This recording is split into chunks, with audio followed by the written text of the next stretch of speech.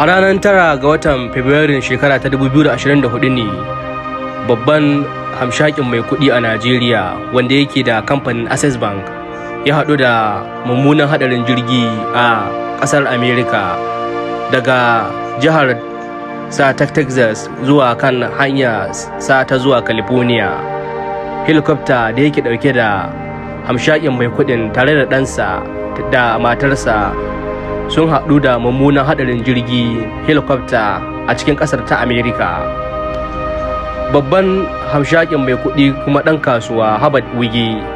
ya haɗu da haɗarin jirgin sama ne akan hanyarsa ta zuwa daga wata jiha zuwa wata jiha cikin jirgin helicopter domin gudanar da al'amuran kasuwanci a ƙasar ta America. Labarai sun zo a gida Najeriya cewa hamshakin mai kuɗi Hubert Wige ya haɗu da mummunan haɗarin jirgin helicopter kuma ya rasa rayuwarsa shi da iyalinsa da ɗansa a lokacin da suke ƙoƙarin zuwa jihar California zuwa Nabo da Beda. Mutuwar mai kuɗi Hubert Wige ta girgiza manyan mutane a Najeriya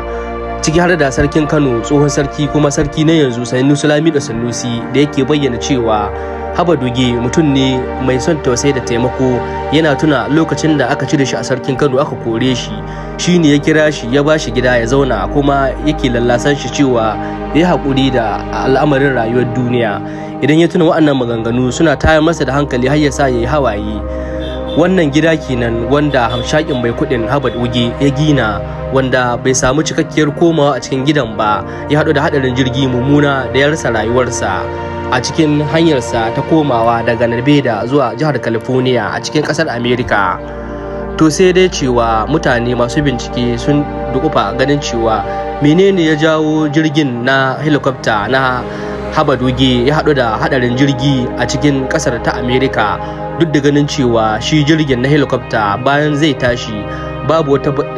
bayyanannen matsala da ta afku ko kuma bayan ya tashi, sai dai bayan yana kurusin kafin ya shiga California. Mutane waɗanda suka gane ma idanunsu sun ce sun ga wuta take faɗuwa daga sama, bayan abin da ya bayyana cewa shi jirgin na Hubert Wige ya kama da wuta ne tun a sama kafin ma ya zo ƙasa. Dalilin da ya sa wasu suke tunanin cewa to ko dai an samu wani device ne wanda ya kawo wuta a cikin jirgin ko kuma wani ƙaramin bomb wanda ya tare da bomb ɗin, sai dai babu wani cikakken bayani na abin da ya kawo dalilin mutuwar shi babban mai kuɗin mai kamfanin Access Bank Hubert Wige. Sai dai cewa masu kuɗi a Najeriya da sarakuna da gwamnati ta bayyana Hubert Wige a matsayin mutum mai son kawo ci gaba a cikin Najeriya. Ali Namuda daga Najeriya.